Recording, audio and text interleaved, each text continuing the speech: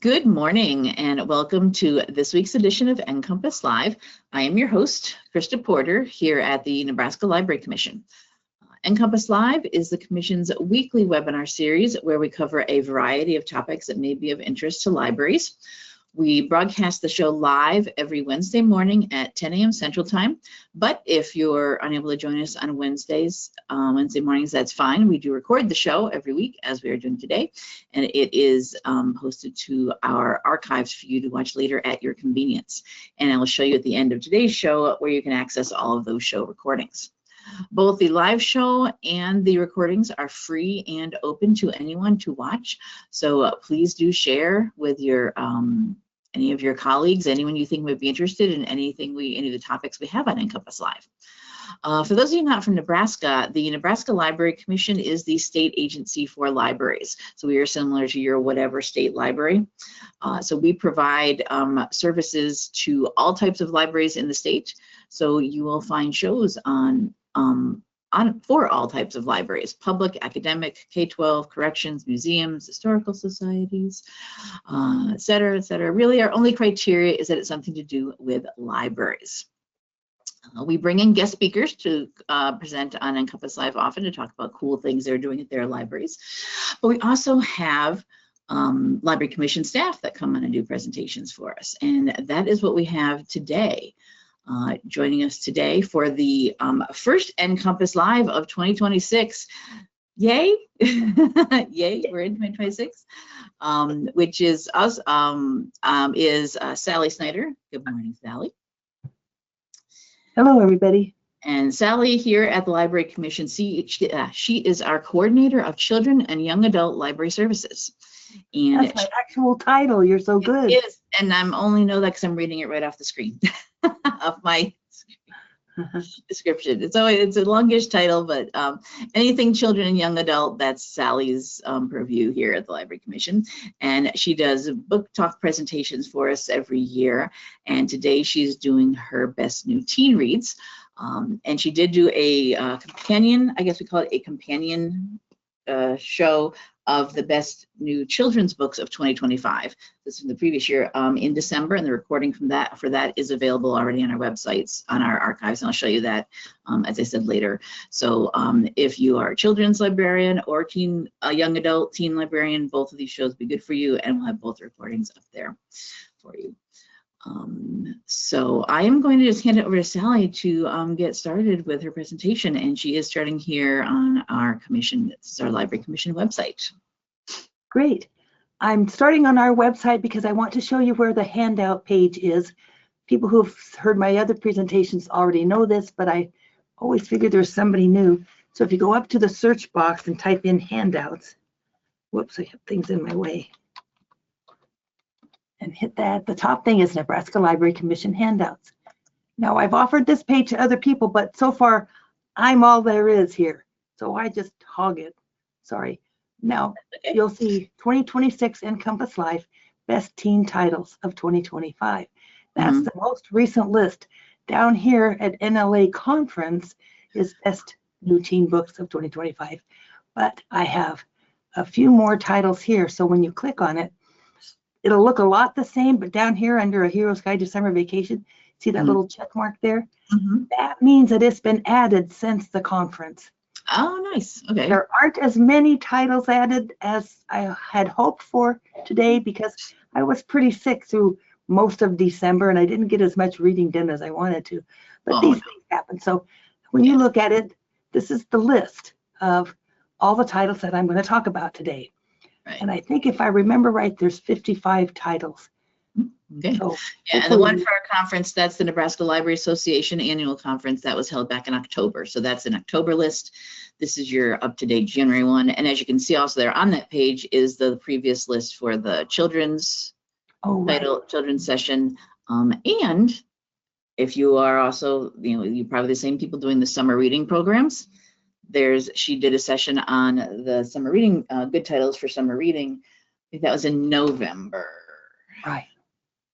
And the recording for that's up. And summer reading program topic, but we presented it in 2025. So that's why it's confusing up there.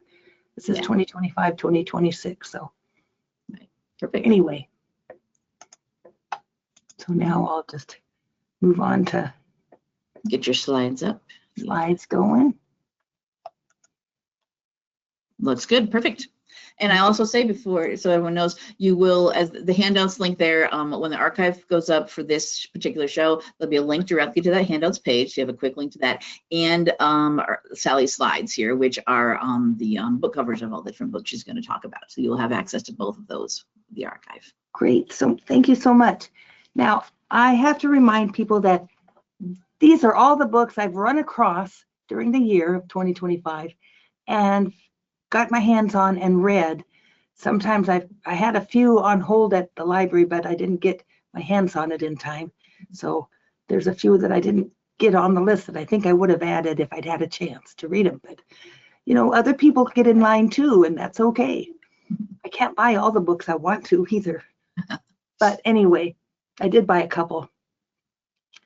So these are the ones I've run across. If your favorite book of 2025 is not on my list, I'm sorry. I probably just never ran across it because I probably would have liked it too.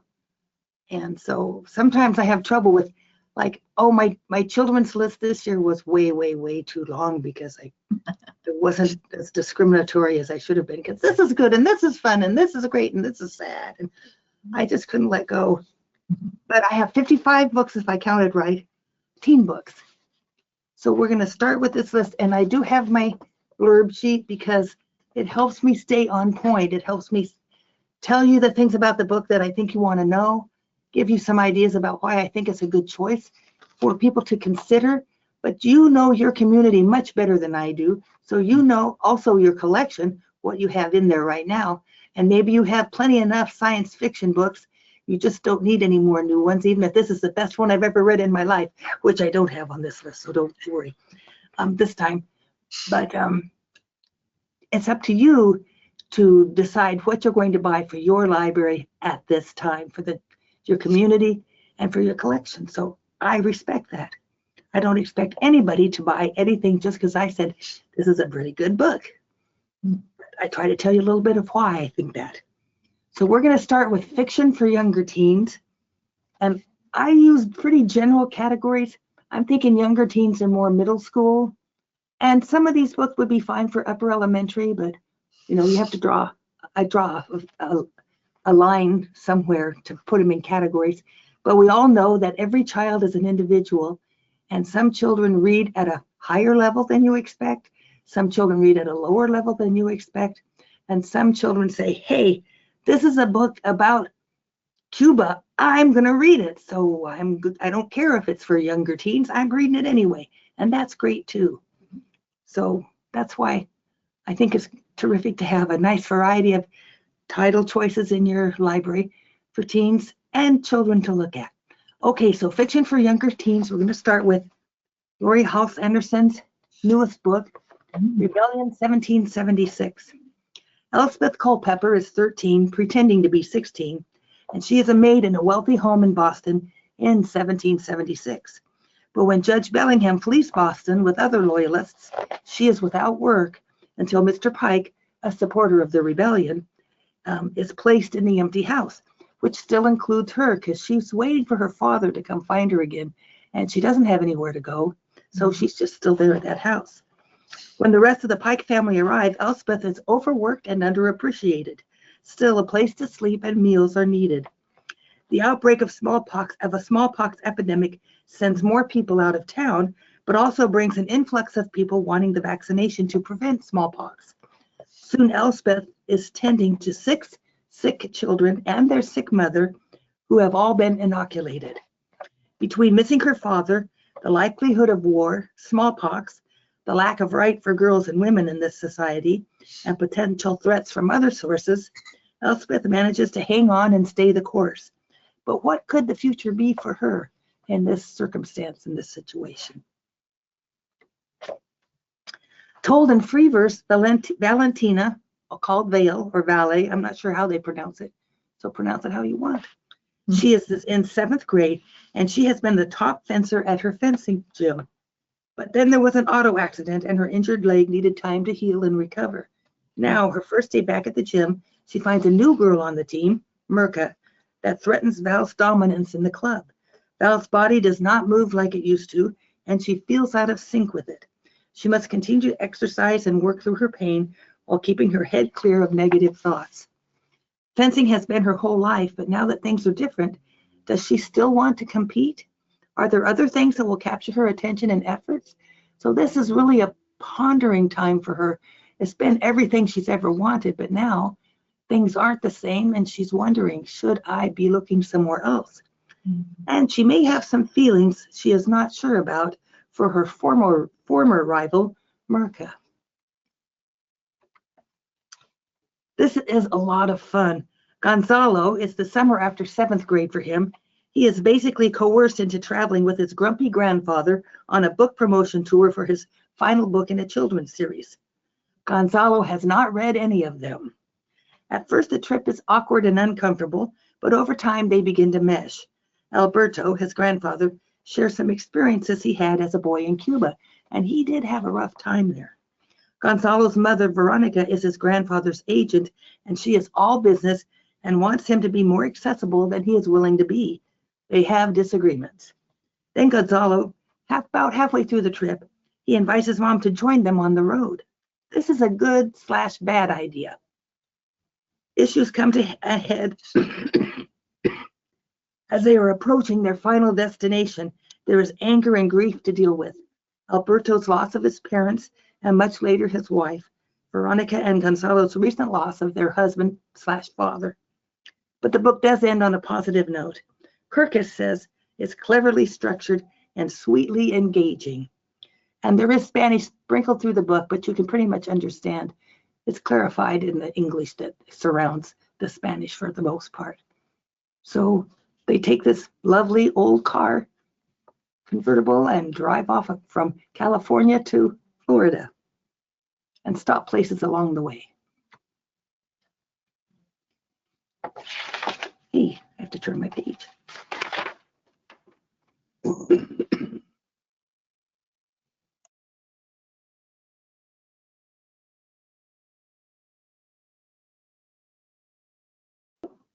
Sorry about that. No, you're all right. Yeah. Mohammed is in 8th grade, and he and his father moved to Texas to live with Mo's aunt and cousin. His mother is in Greece working with refugee children. He knows it is important, but he resents her dedication to other children when he needs her. He describes his father as a monster. He is unpredictable and could blow up at any time. Mo knows his father has schizophrenia, and since he doesn't take his medication, Mo is very tired of trying to soften his behavior. Though things continue to be hard, but Mo greatly appreciates his aunt and his cousin, who both make life better. Life does finally improve in a believable way, and Mo knows there will be stumbling blocks in the future, but there is help to handle them. It is not autobiographical, but the author experienced her father's schizophrenia and speaks from experience. What happened? Okay. What? Oh, there we go. This is paperback only, which happens sometimes with the teen books.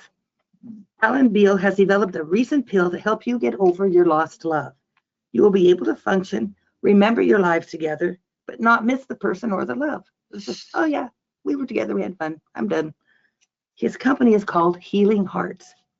Margot and Isaac, high school seniors, thought they were made for each other and would last forever, but they broke up. Margot got an internship at the nearby Healing Hearts clinic since her older sister works with Alan Beale. Margot is shocked when Isaac walks into the clinic.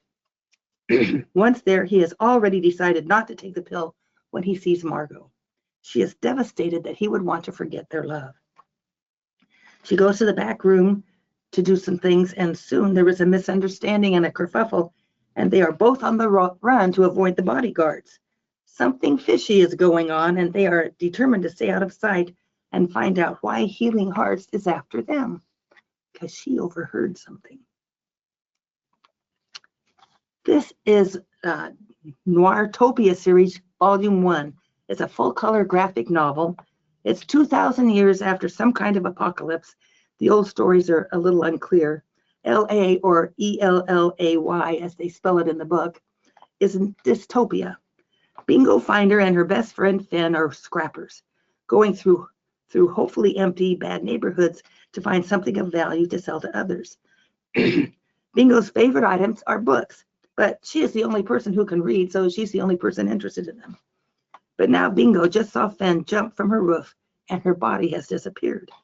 Bingo takes on the persona of the hard-boiled detective in a book she found, which is now her guide in this endeavor. She will not quit until she finds out what happened to Finn. She found the book. Part of the cover was missing, so it just says detective instead of detective on it.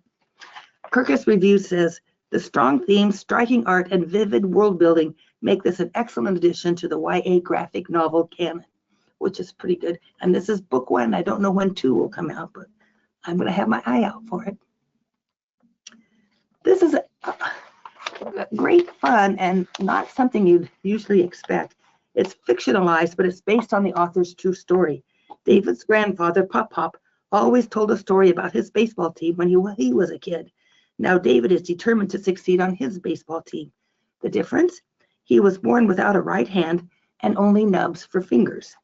He developed a method to catch the ball with a glove on his left hand, then roll the ball to his right nubs and grab it again with his left hand and throw it, and it worked pretty well.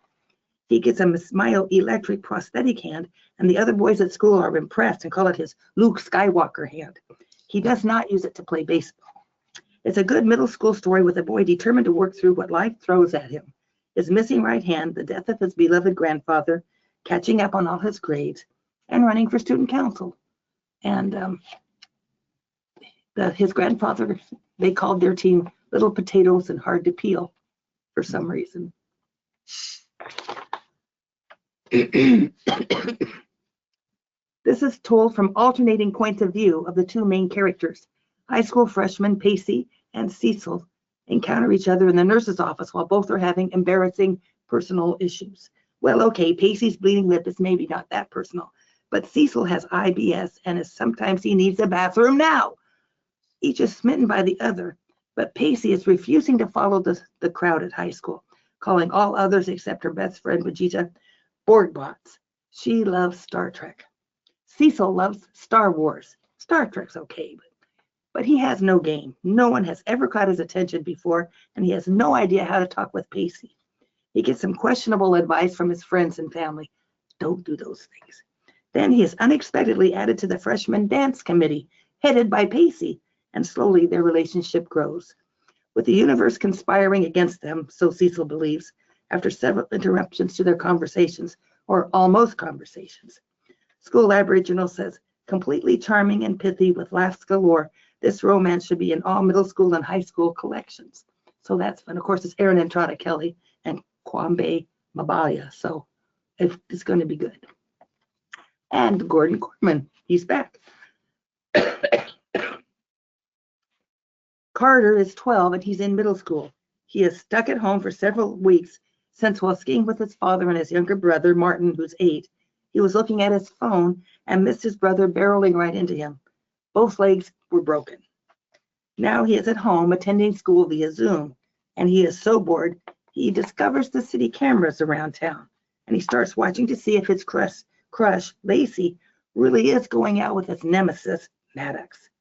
But soon, he does see them a couple times, but soon he starts seeing several weird things. There's a red Maserati often parked near the art store with a man inside that's just sitting there. What's he waiting around for? And he's there almost every day. There is also an endangered red panda at night on the streets of the city. How can that be? Where did it come from? He is determined to find the answers. And as you can guess, this is an homage to Rear Window, the movie, but it's a whole lot of fun because it's Gordon Corman. Graphic novel in blue, white, and gray. This is a novelization based on facts that tells the story, or as much of it as we know, from the point of view of Charlie, the neighbor boy living next door. He sees two shadows in the front upstairs window, and one is brandishing an axe. When he runs to his mother, she does not believe him and sends him to his room. Not much later, a cry goes up from the boarding home. The father has been found dead in the sitting room on the main floor, and the stepmother upstairs is found a bit later. Those intrigued by this mystery will grab this book to see what it says. A 2-page author's note at the back clarifies a few things as far as facts go and as far as speculation, which, of course, we may never know the actual truth to this story. Yeah. This is book 1 in a new series. Ava, 13, has helped her parents all her life with their extraterrestrial living beings, or as they call them, ELBs. It's a zoo. Beings arrive on Earth every 6 months, but recently that has stopped. Still, each being has specific requirements for survival and added activities or items to catch their interest to keep them alive and happy. Now her mother has died, her father has disappeared, and she works with her PTSD-laden Uncle Pete. And Uncle Pete has just hired a young guy to help out, Harley, who's 14, someone who knows nothing about caring for ELBs, so Ava can go to school. Huh. A hurricane blows through, destroying the carefully maintained individual habitats, and the ELBs scatter away in the woods. Ava and Harley go after them to catch and return them to the zoo, but the police are killing the ELBs when they see them, and Ava can barely focus because of all of her grief. Can they round up the last ones, or are they all doomed? Oh, I do have a science fiction book. Kirkus calls this a science fiction adventure with heart. Okay, so this is book 1, and all of that happened in book 1. What's book 2 going to have? Full color graphic novel, but some scenes are quite dark and hard to interpret. That's what my old eyes see. It's adapted and illustrated by Fred Fordham. Adapted to fit the format the story carries through, though it has been years since I read the original that was published in 1968. Jed is studying magic when he mistakenly releases an evil force that is determined to take over his body and unleash darkness on the world. Only Jed can defeat it. Graphic novel fans will likely not have the trouble I did, the older eyes, with the dark scenes. Kirkus says a beloved cornerstone of the genre brought vividly to life through striking illustrations. I agree with School Library Journal's suggestion that add it to the collection, but not in place of the original, have them both together. Oh, of course, yes. Yeah, and then anyone who wants to read this one or that one sure can. High school football team captain Ronnie Reinhardt, nicknamed Rhino, struggles to maintain his equilibrium and remain a good leader after he impulsively punched another student. He is assigned to mandatory therapy group with an assortment of others. One teammate spreads rumors about him and orchestrates an attack on him at practice, giving him a concussion. He continues to work at keeping himself stable and do the right thing. This is another winner from Lipsite. What I like about it is he has these, it sounds like he's got it made, but no, he has these different things that are happening, part of what he caused and part that other people caused, but he's still working through trying to do the right thing as he goes along. So he makes a very good example for people to follow.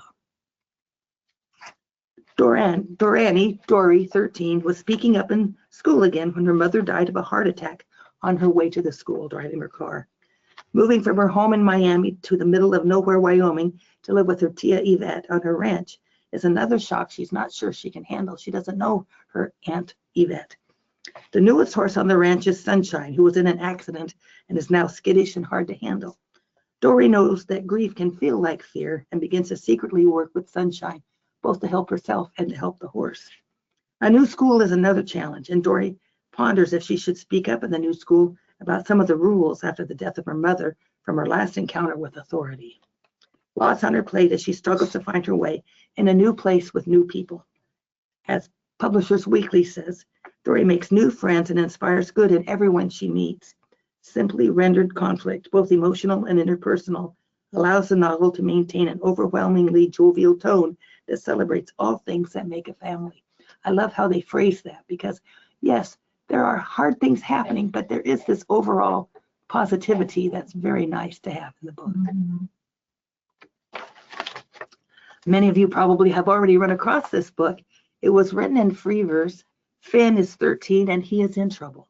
He owes his English teacher an overdue poetry assignment. He needs more hours to complete the PE class, and he damaged a tombstone in the town cemetery because he lost his temper. And it turns out that it was Edna Grace Thomas's, a local hero who encouraged people to climb the 46 Adirondack Peaks. Her daughter offers a chance for restitution if he will climb each of the 46 peaks this summer, taking Edna's dog with him. Well, He agrees because they can't afford to fix the tombstone themselves. And he starts out sullen, non-talkative, and resentful. But humor does intrude. His mom is worried about his safety and tells him he must text her whenever he has phone service on the mountains. Inevitably, he sets up an automatic reply. I am not lost in the woods or being stalked by a panther or getting swatted by a bear. The guy says, where, how you doing? I am not lost. He said, no, really, talk to me. It takes time for him to come around with both the hiking and the poetry assignment. And so you don't worry, there is another hiker, older adult, assigned to hike with him to make sure that he is okay. So he's not going up there alone with the dog, although he looks that way on this peak. Kirkus says an adventurous work whose authentic voice celebrates the outdoors and everyday heroism. Also written in free verse, Alex is in 7th grade. He is neurodivergent and was pulled out of his regular class after 3rd grade and placed in a self-contained classroom due to losing control too often. Now he wants to take Ms. Rosoff's science class due to his interest in space and his future goal of working for NASA. He takes medicine to help him, and he believes he can handle the harder work and the different classroom. He advocates for himself with his parents and his teacher. He is certain he can do it until it is offered to him and he has a brief lapse of fear. Maybe this is too much, but with help, he realizes he can do it. Alex's family speaks Spanish and it is sprinkled through the book. Most of the time it is interpreted. And what I like, I think this is pretty realistic because he advocates for himself and then suddenly he thinks, maybe I can't do it. Maybe this is too much. And then, no, they bring him along. They say, nope, we're going to give you this support and you can go, because he has goals and he has things he wants to do. And being stuck in this other classroom is not helping him. So, see, I'm talking too much. Vignettes of different kids, tweens, teens, and families spending a day at the beach, running here and there. 28 chapters carry different stories, though some characters appear briefly in other chapters. One beachgoer has lost his new phone and is frantically trying to find it without his parents noticing. Another has lost his borrowed swimsuit in the waves, and he cannot get out of the water until he finds it again. A third wants to get a look at the dead whale up the beach waves, surrounded by yellow tape. Lots of things happen every day at the beach.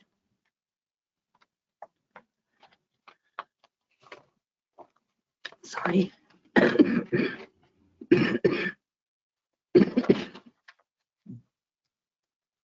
Okay, all better now.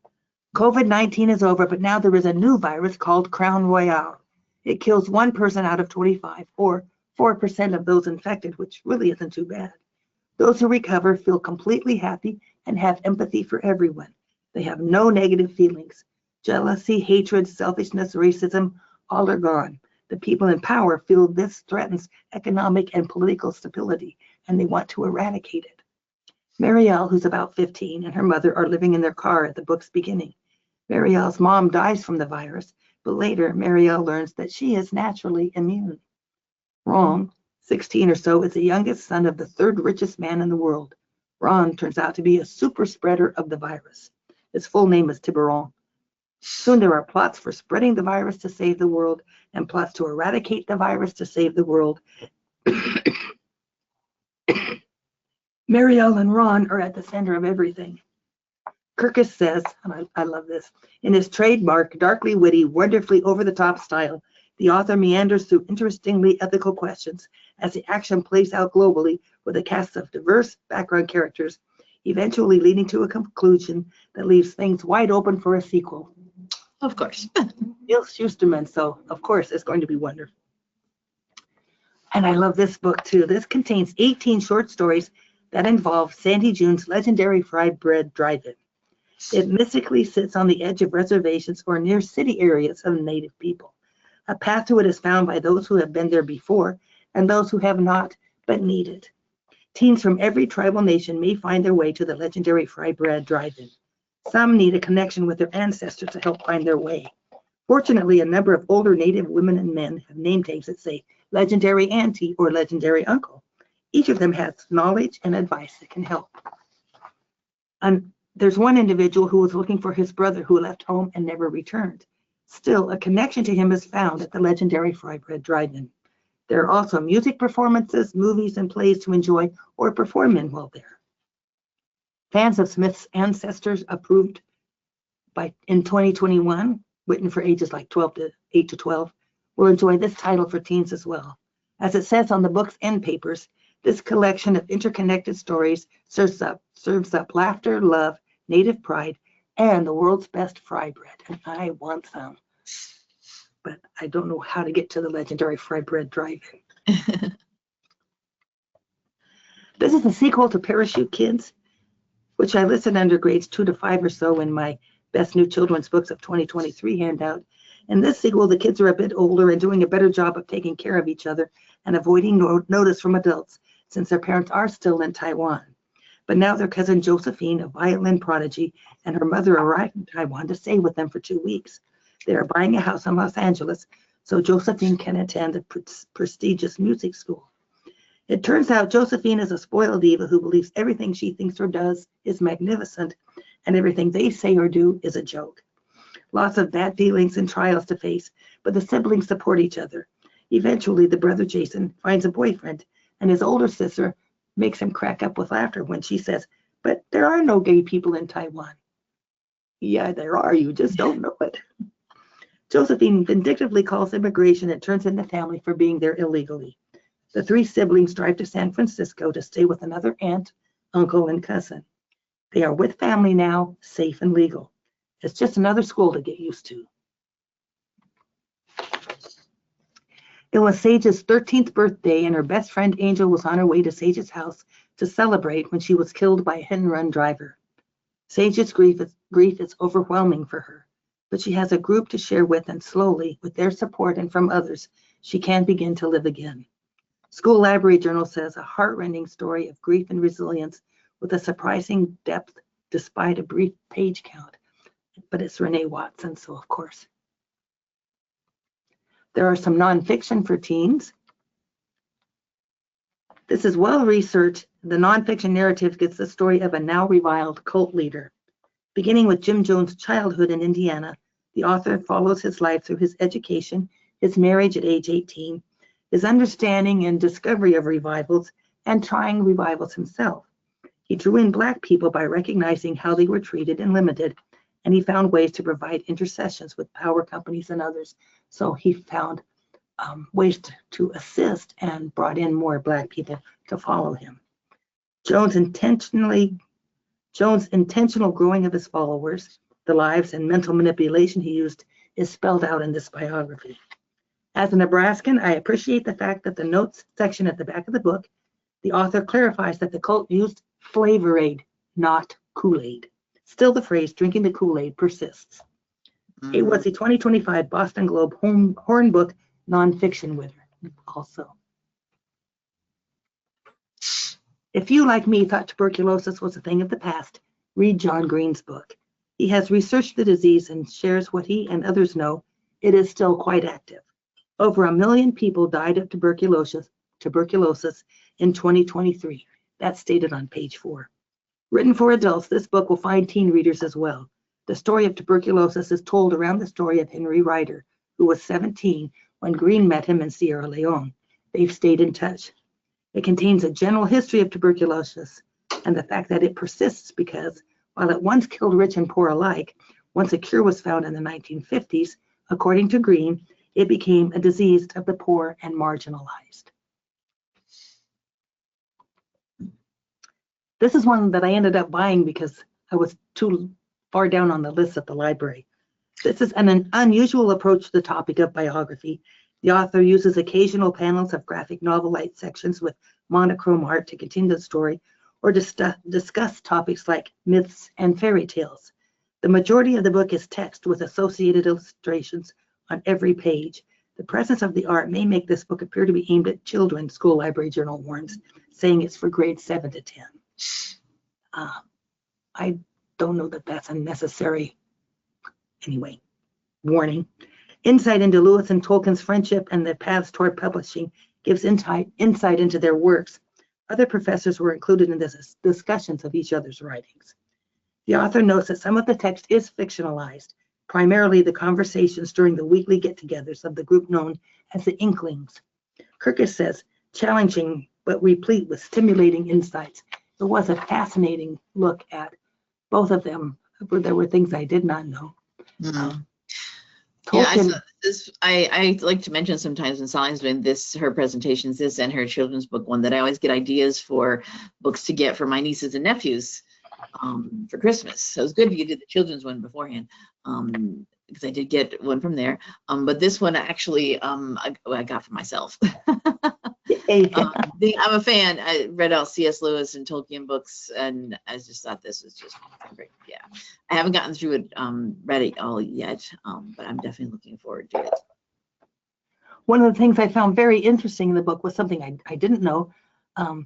I did know that Tolkien worked very hard on creating his world, and he spent years creating the world and how everything was interacting before really any stories came out. C.S. Lewis, according to Tolkien, he just sat down, wrote a story, and sold it, and everything's great. Well, I don't think it was quite that easy for C.S. Lewis, No. but it did kind of, seem that way to Tolkien, that he just wrote it and off he went, and it sold, and people loved it, and they just had completely different styles of writing. It was fascinating. Okay. Josefina, or Joey Guerrero, was a small woman who did amazing things during World War II. She developed leprosy in 1941, but did not stop aiding the Allies. She acted as a spy for the U.S., noting movements of Japanese leaders and troops. She carried documents in secret, and she was a guerrilla fighter. The author portrays what is known of her life, also using photos, maps, and sidebars. She received the Medal of Freedom in 1948. The book includes aspects of her life after the war.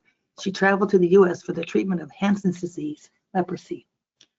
Side note, the book Race Against Death by Deborah Hopkinson, it was on my 2023 Best Teen Books list, is about the rescue of the POWs in the Philippines. Joey is the one who smuggled the map to the American camp for the rescue. And they mentioned her briefly in that I don't even think they name her or say it was a woman. It just said that a map was smuggled in. And that made all the difference in that rescue. Pretty amazing. This is a graphic memoir based on Meyer's print title of the same name that came out in 2001, which I have not read. I should do that. Myers was strong, ready for a fight, and he had a quick temper as a young adult. He loved books and reading, though his chance of becoming an author seemed tiny. He skipped school a lot, but he really did want to learn. However, it was just too hard to go back to school and get back into classes. This is about Harlem in the 1940s, a lost young man, and what stood in his way of becoming what he wanted. This is fascinating. James Robinson and illustrator Brian Rea show readers and viewers of the video he created. The URL is included on page 209 in the book. The frustrations he has with humanity staring at his eyes and not connecting with him. He has strabismus, which he calls whale eyes, since when we look at whales, we can only see one eye of theirs at a time. The vision tests he had in a child in school once he could not pass, since he only saw out of one eye at a time. He did not develop three-dimensional vision as most people do as babies or tots. The book has multiple images to demonstrate both what people usually see and what he sees. So we've got you turn the book around different ways to read and see what he is seeing. While it talks about his condition, it also shows his path to his career of making documentaries. Kirkus says, in 2021, the New York Times published his autobiographical short film, Whale Eyes, affirming visually disabled people and enabling non-disabled people to better understand Robinson and themselves. And that's the URL. I just went yesterday. It's still there. You can still see it. That's noted on page 209 of the book. This is a graphic memoir in black, gray, and white. It's a follow-up to The Genius Under the Table, his memoir written for upper elementary level readers. His Genius Under the Table was much more lighthearted. Now he's in his early 20s, and he's still in Russia. His name there, his given first name is Yevgeny. He kept Yelchin as his last name, but Yevgeny he changed to Eugene when he moved, I guess. He is first involved in the underground art scene, where he meets the U.S. student Libby. He is relieved and encouraged by landing a stage design job in Siberia, thus avoiding being drafted to fight in Afghanistan.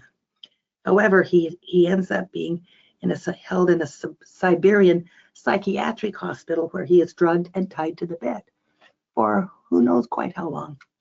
Later, he was finally released and sent back to his home. He had severe manic depression, which he did not have until his psychiatric hospital experience.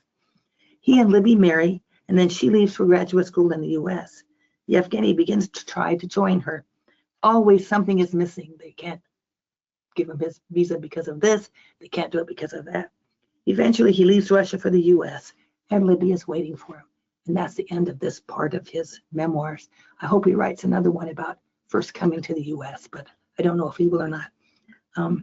This gives a real sense of how things were in Russia during the Cold War that time, and my goodness, what he went through. 16 North American indigenous people from Mexico to Canada take back and clarify people and events, traditions and occurrences, as well as their personal experiences. Each of the 14 biographies included is contained in 5 to 7 pages, always with photographs from the time or illustrations to convey the story. Occasional inserts clarify information such as, what are the Métis on page 50 or 65? This is I like the subtitle, Reclaiming Indigenous Stories. This is the stories told by the people who experienced it or about a person that had been taken from them and told in a different way by Americans. Now, fiction for older teens.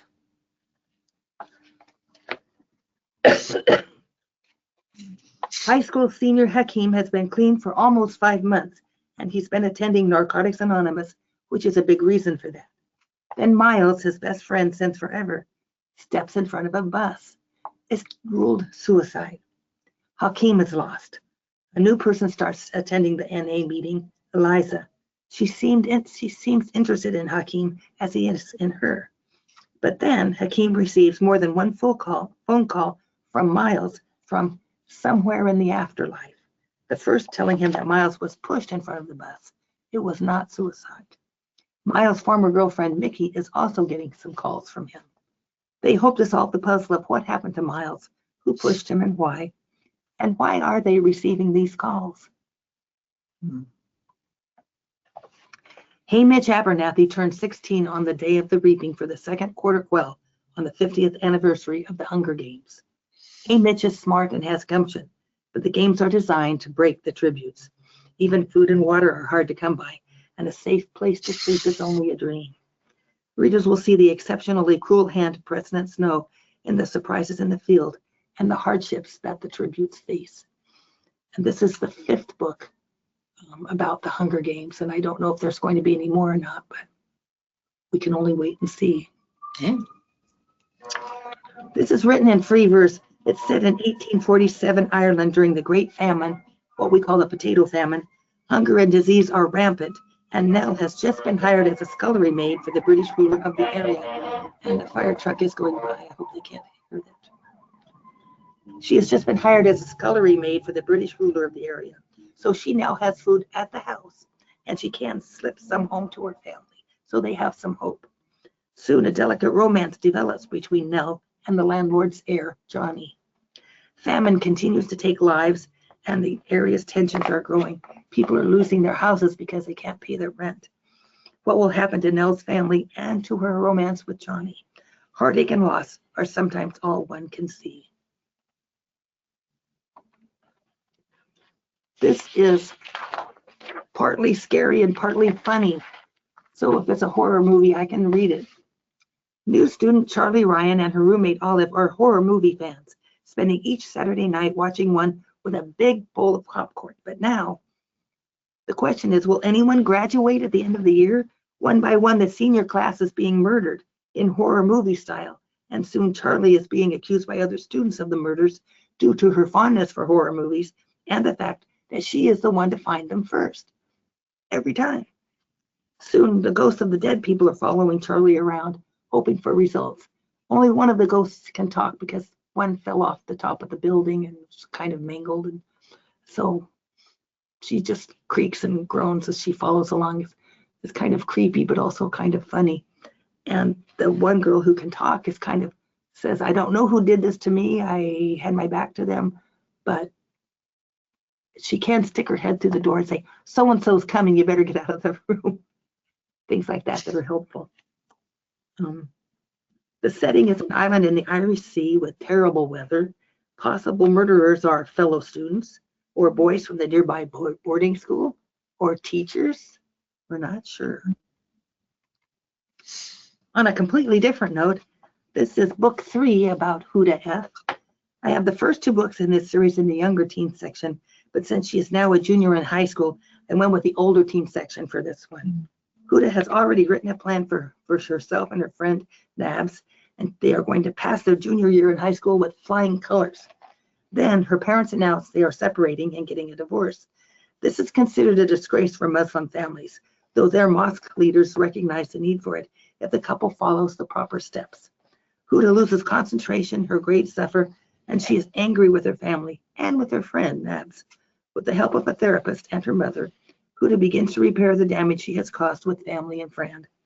Told with empathy and humor, this is fiction and not the author's story, though she did experience her parents' divorce while a teen.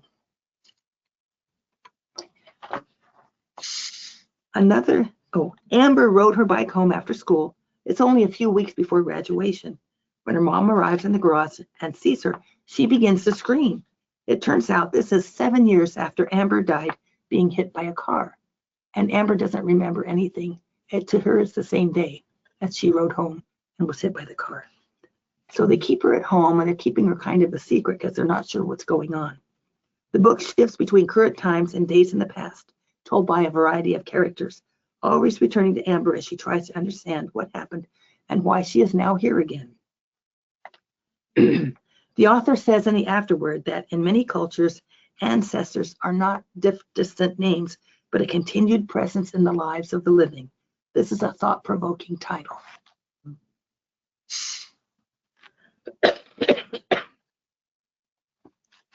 Okay, so this is perfect. It's a romance plus horses. So being a horse lover myself, I read this book. Nora, excuse me.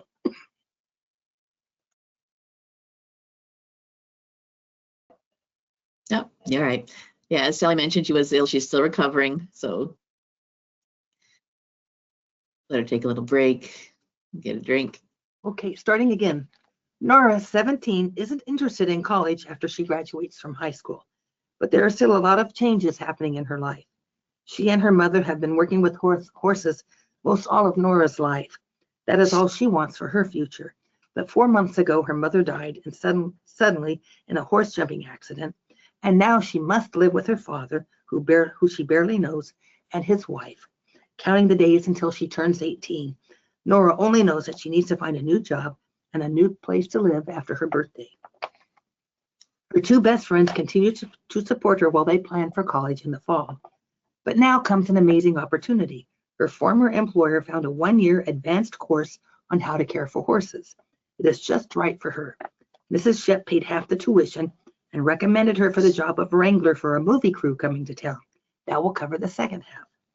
Enter young heartthrob star of the movie, who is certain she is fawning for him, because most young women are.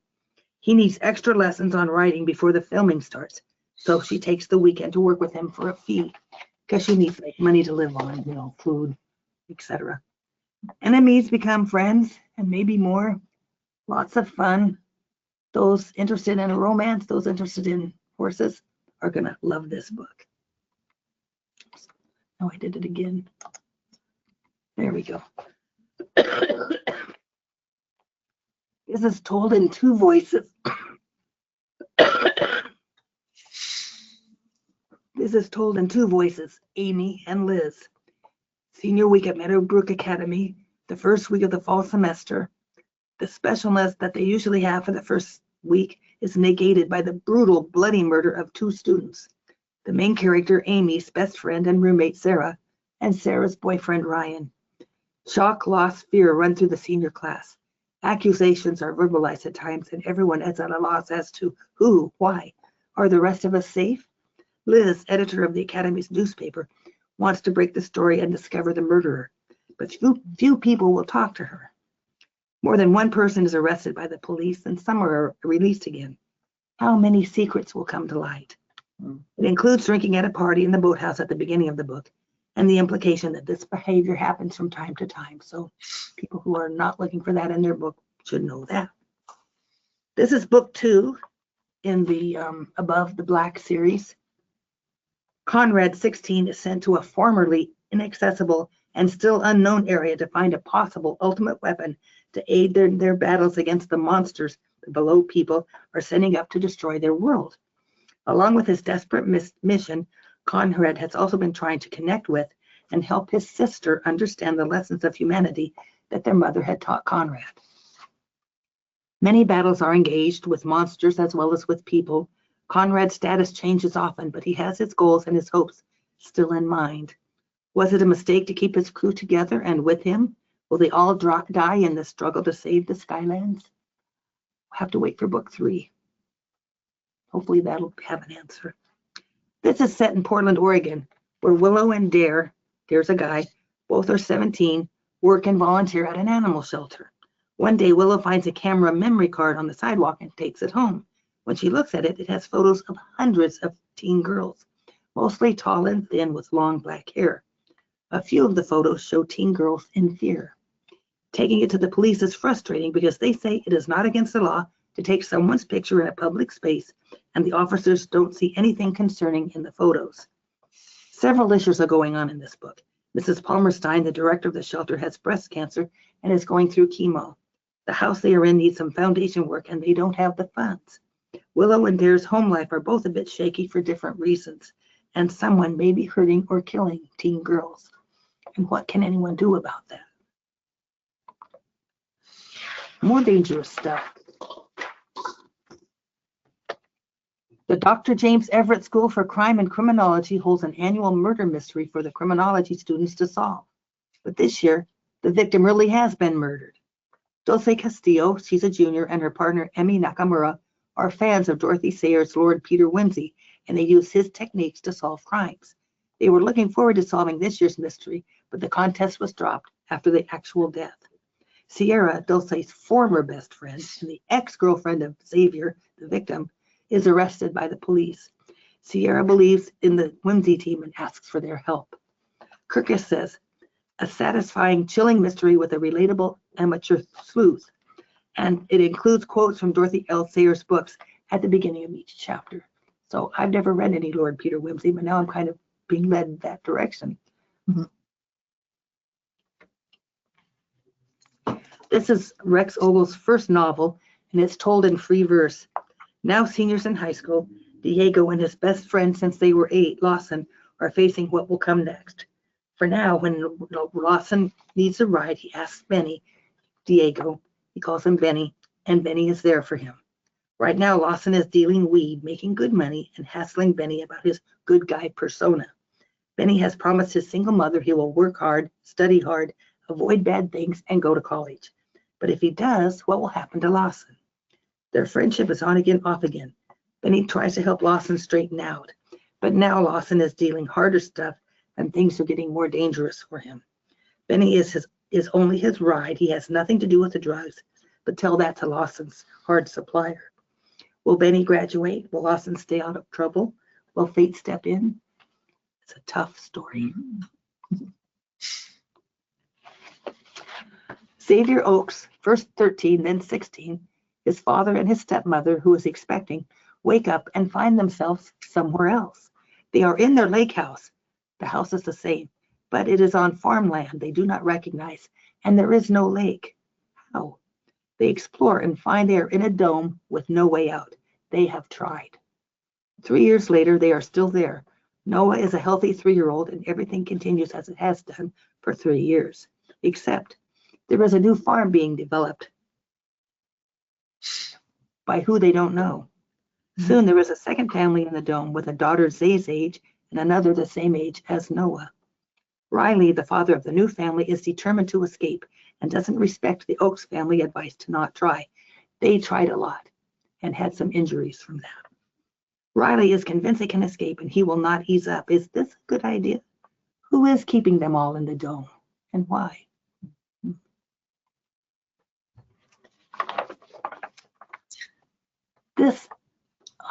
Okay, I better just tell you about it. True is 17 and she lives in Kansas City, where people with talents use the Bounty app to find work and a babysitter when needed.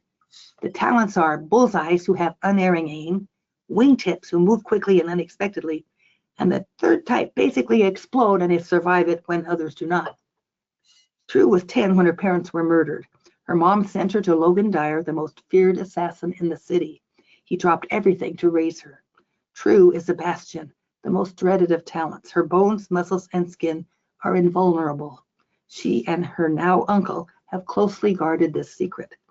True is now protecting a 13-year-old girl who she and her friends discover is also a Bastion. True and her friend Sage were babysitting her when Sage was called away by her sister. True saves the baby from assassins and hides out in a safe place. Now she and her 3 friends are hiding and surviving while trying to figure out what is going on. And I don't usually like it when people say this is part like this movie and halfway that movie, but this one is spot on. Publishers Weekly says it is 1 part John Wick and 1 part Adventures in Babysitting. So there's humor, there's toughness, there's danger, all blended together and very entertaining. Sounds like a lot of fun. Yeah. Yeah. I'm just going to jump in. We are right at 11 o'clock, which I know officially our show is 10 to 11 a.m. Central Time. But I know Sally has a few more titles still on her list to go through, and she's going to go through all of them. If you need to leave because you only allotted this 1 hour to watch the show live, that's fine. We are recording the entire thing, and you'll be able to watch the rest of it later when you do have the time. And of course, Sally's list is up as well. So if you just want to go and look at the list to see what the titles are, if you do need to take off, that's perfectly fine. Good point. Yeah.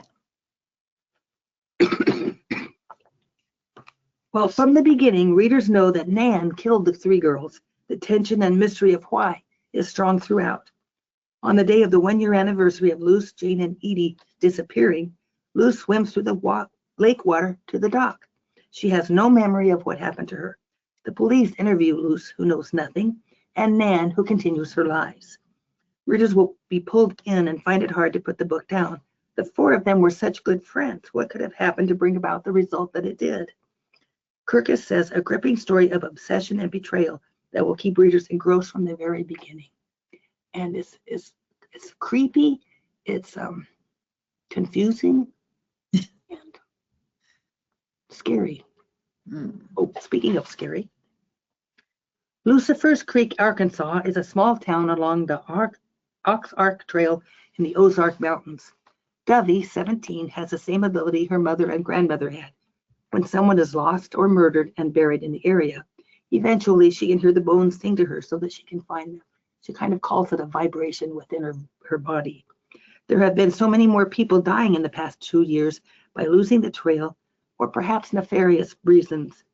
Her best friend since forever, Lo, left town a month or so ago, and she is lost without him. Now he is back, and Dovey learns he left because the shadows of the dead find and follow him, wanting him to stop the deaths. Dovey doesn't believe in hill magic, ghosts, or God, but she does her duty for the sheriff and the community. Then she catches a glimpse of what must be a ghost, the spitting image of the photo of the last young man whose bones she found. It unsettles her. She and Lo are going to do what they must to stop the deaths. Whatever it is, it may take them too. Very creepy, very spooky. This is free verse, hence all the pages. I don't know how big or heavy the book is since I read a digital copy. There is some coarse language in here. But Truth Bangwa, 17, performs with a slam poetry team, and one night she performs a personal piece that showcases her troubled relationship with her mother and reveals her pregnancy that she hadn't told her mother about, and her working through a decision about it. A video of Truth performing suddenly makes her life and decisions everyone else's business because it's spread on the internet. She decides on abortion and her ex-boyfriend supports her. They have to travel to the next state over due to the time frame of her pregnancy and certain rules and regulations in her home state. The decision, the journey, the setbacks they face do not make Truth waver from what she knows she needs. FYI, Truth does get an abortion, but there's a lot of things being thought and considered throughout the book. So.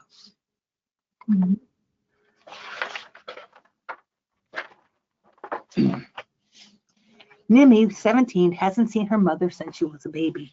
Her father was a U.S. correspondent in Sri Lanka. When he met Nimi's mom, they fell in love and they ended up having a baby together. The war became too dangerous and her father's visa was revoked. He had to leave and he took Nimi with him. Her mother was not allowed to travel to the U.S., though she tried. She since has been running an orphanage there, and they keep in contact through letters and occasional phone calls. When her father's press pass is reinstated, the Times sends him back to Sri Lanka. Nimi wants to go too, but he says it is too dangerous. Her mother had appeared to her in a dream, asking Nimi to come and find her.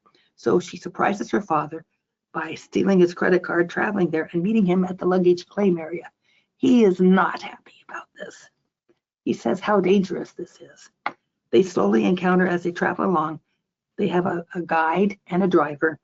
They slowly encounter more dangerous areas until their guide and driver, are taken into an interrogation tent. There is violence when the driver is discovered to have fought on the war on the other side. He is beaten badly. Everyone else is set free. And they know things aren't going to go well for the driver. They do catch up to Nimi's mother, Renuka, who she calls Amma, meaning mother. It is awkward at first, but Nimi helps and they slowly get to know each other better. The day after Christmas, a tsunami hits Sri Lanka and devastates the orphanage, scattering some of the children. They find each other and return to the damaged orphanage. Nimi and her father have to leave for the U.S., but Nimi has decided that after she finishes high school, she will take a gap year and return to help at the orphanage and spend more time with her mother. And lots of things going on in this graphic novel. I did say it was a graphic novel, didn't I? I hope. Full color graphic novel. A little bit of magic realism in the dream of her mother. Also, her connection with the kids at the orphanage, and her original goal was to be a reporter like her father, but now she still has that in mind, but she wants to go learn more about her mother and the orphanage. So it's touching. It's a little scary because I kind of knew there was a war in Sri Lanka, but I didn't know that much about it. So it's time to learn some more things about the world. Graphic novel in pink, gray, and black. Abby has transferred to Wilburton Academy, where theater students are revered. The first night of their production of Romeo and Juliet is a hit, but the next morning the girl playing Juliet is found dead. It is ruled a suicide, but Abby doesn't believe that. She does some looking and checking. Soon the girls at the academy are whispering then talking about her, saying she wants to touch them and try things with them because she is gay. Paranoia there. Ignoring this behavior, she continues to search for answers. She does have some clues. School Library Journal says stunning illustrations coupled with a thrilling plot make this a standout title that belongs in all YA graphic novels sections. It got starred review from School Library Journal and Kirkus. 7 years ago, Maeve Abernathy lost everything, her world, her father, even her name, because she's desperate to escape the stains of her father's crimes. So she's been living under fake names, never staying anywhere, in any one place very long. Then she receives a letter with only 4 words: "Your father was innocent." To learn the truth, she poses as an apprentice for the Otherwhere Post, where she'll learn the art of scriptomancy. It's a dangerous magic that allows couriers to enchant letters and deliver them to other worlds through this wall they can go through. But looking into her father's past draws more attention than she planned. She didn't think anyone would be paying much attention to her. Her secretive mentor knows she is lying about her identity, and it may be too late to convince him to trust her. Then she begins to receive threatening letters warning her to stop investigating about her father. Maeve may end up losing her life trying to learn what happened 7 years ago. It's intriguing. The magic is fascinating. The plot is tricky to figure out. So it catches your attention and it keeps you reading. And it's got a blend of magic, fantasy, and mystery, I guess. Mm. Nigerian American Chi-Chi, she's a high school senior, is crushing on a swim team member, Flip Henderson. He is a current crush in a line of rich white boy crushes. She emails him her promposal, which he accidentally plays for their English class, and then right there in class says no to her invitation. She leaves the classroom, runs outside, slips in the rain, and hits her head. Something about this results in Chi-Chi and Flip switching bodies.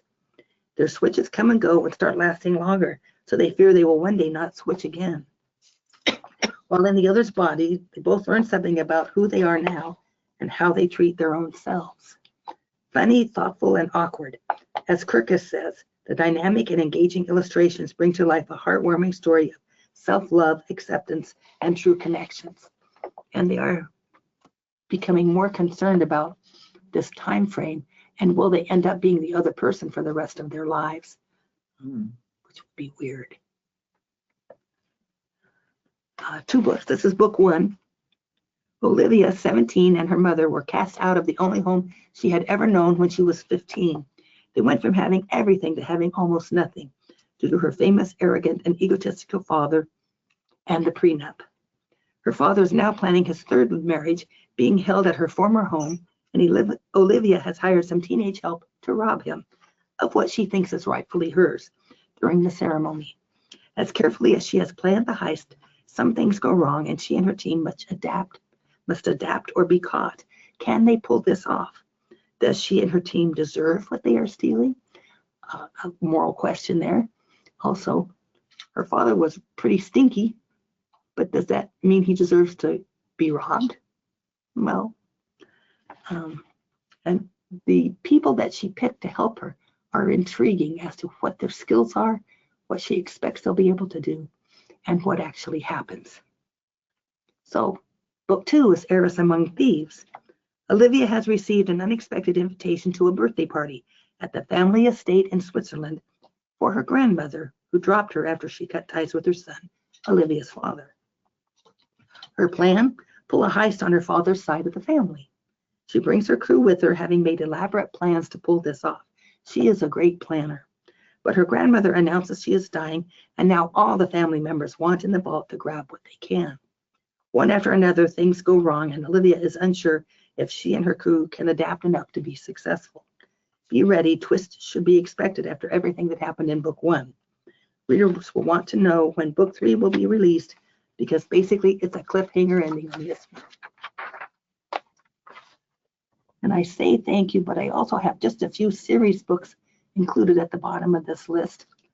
This is book 9 in the Emmy and Friends series. It's told in alternating voices, Emmy and Joe. Emmy and her 2 best friends, Bree and Sarah, can't wait for the end of the year school trip. But Sarah can't go to a family gathering. And then Bree is sick at the last minute and can't go either. So Emmy is stuck with irritating to her Joe, the class clown, as her trip partner. This is going to be a horrible time. No best friends and probably non-stop jokes from Joe. Surprisingly for Emmy, she and Joe get along and have fun with no romantic falderall between them. They're just enjoying their time at camp. Then there are 2 more books of Clash by Jinlin Yang. Book 4, an unnamed leaderless Valkyrie has lost her memory of her past, so she hires out to assist different teams in their battles. But now Log, a battle log that she has attached to her back there, recognizes her, and she begins to remember Jazzy Pickleton and her former teammates. Tragically, when they return to their village, it's deserted. Once they realize that everyone would never have deserted Jazzy Pickleton, they discover that all of them have been turned into pigs. Off to Granny Pocus for information and support. She knows it had to be her sister, Granny Hocus, who did it. Now they just need a way to overpower Granny Hocus and her minions. Book 5 is about CJ, Craig Jr., a goblin, and he is in his first attack on a non-goblin village. His father, Craig, has emphasized that Craig see what others do not, and this helps CJ in the raid. After the raid, his father insists he come back home to help with their secret project. no party for him. Interestingly, CJ and Joe, a diggity-duggity ungoblin, according to CJ and his father, become friends as they both dig deep into the earth to find things. It turns out that Jazzy Pickleton is in danger because sleeping below the village under the ground is a huge monster made of lava and rocks and her pups.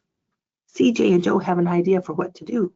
Will they be able to save Jazzy Pickleton? And thank you. That's my list. If you found it interesting and intriguing and a few titles you just have to buy. Yeah, awesome. Thank you so much, Sally. Yeah, of course, lots of good titles as usual. With lots of good, very good information and so many different things out there. And as Sally said, these are not every single book that came out in 2025, of course, just the ones that she was able to have the time to read and wanted to share with everyone. So thank you. We do have a question. I'm going to show us how to get to the list. I will do that, yes. So I'm going to pull presenter control back to my screen, as I normally do it. I will do that for you there, Sally.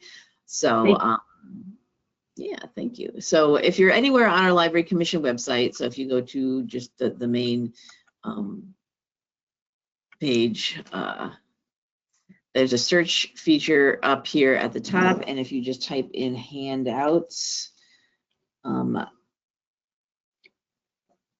that's the first item, the start item that comes up, and this is all of Sally's handouts here. So there's the teen titles list, the summer reading program list, and the children's book list is all there. Let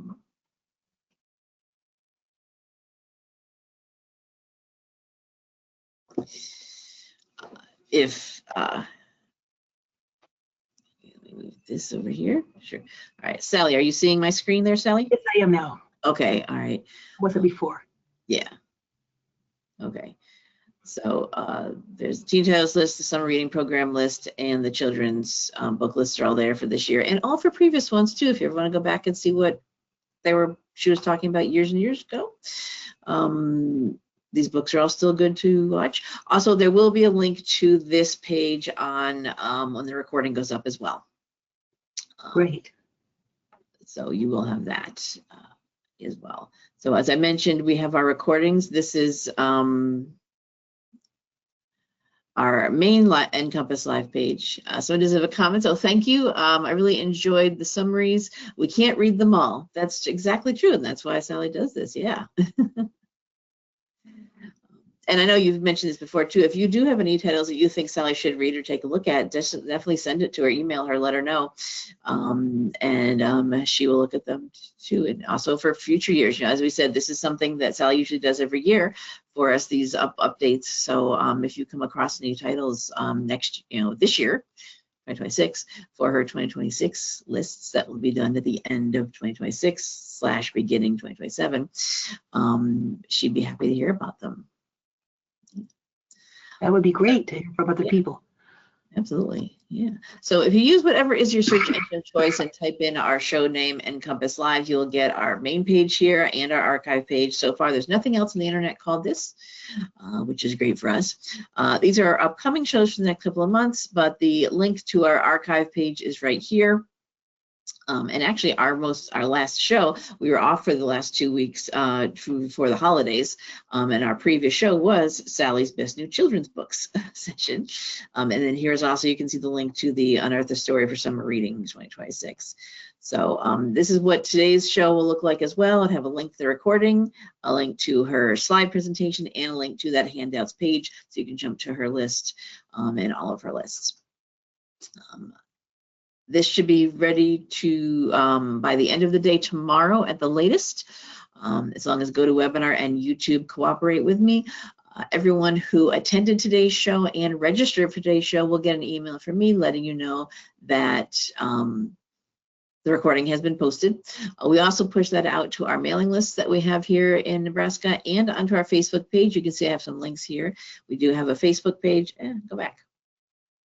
There we go. Facebook page, there it is, for NCompass Live, where we post reminders. Here's a reminder to log into today's show, announcing when what the next week's show is from last week, and then we were off, but when our recording was ready from the last one. So If you like to use Facebook, give us a like over there. We also use the hashtag NCompLive elsewhere. We also post to the Nebraska Library Commission's Instagram. That's a page, so you can track what we're doing there as well. While we're on the archive page here, I'll show you there is a search feature. So if you want to see if we've done a show on any topic you're interested in, you can type it, look it up there. This will search either the full show archives, or you can limit it just to the most recent 12 months if you want something just done, something very current. That is because this is NCompass Live's full show archives. And if you can see over here on the right, there is a scroll bar, and it is a very long page. I'm not going to scroll all the way down because that would be a lot. But this is our full show archives going back to when NCompass Live first premiered, which is January 2009, which means 2026, this year, is the 18th year of the show of NCompass Live. I've been doing this for that long. Wow. All right. We have all of our show archives here. So, and as long as we have some place to host them, we'll always have them up and available for you. Right now, they're on the Nebraska Library Commission's YouTube channel.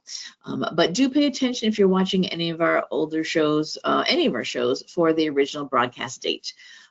Some shows will be great to watch, stand the test of time, be good things you can just watch no matter what. But some things will become old and outdated.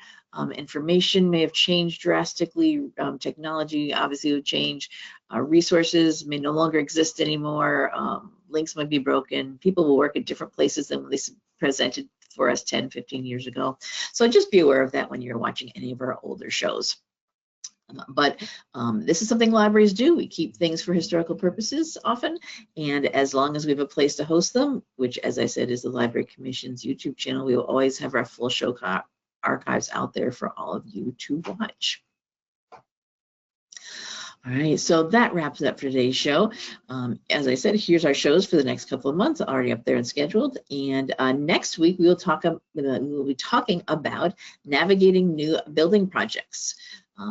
Carrie Cusick, who is from Newton Public Library in Newton, Kansas, will be joining us to talk about their building and renovation project that they did on their library. So if this is something you are thinking of doing at your library, wondering how you can possibly go through this, this would be a good show for you to watch. Or any of our other ones, please do register for them. So thank you, everybody, for being here. Thank you, Sally, for making it through another show with us. Thank you, everybody. And hopefully we'll see some of you on a future episode of NCompass Live. Bye. Bye-bye.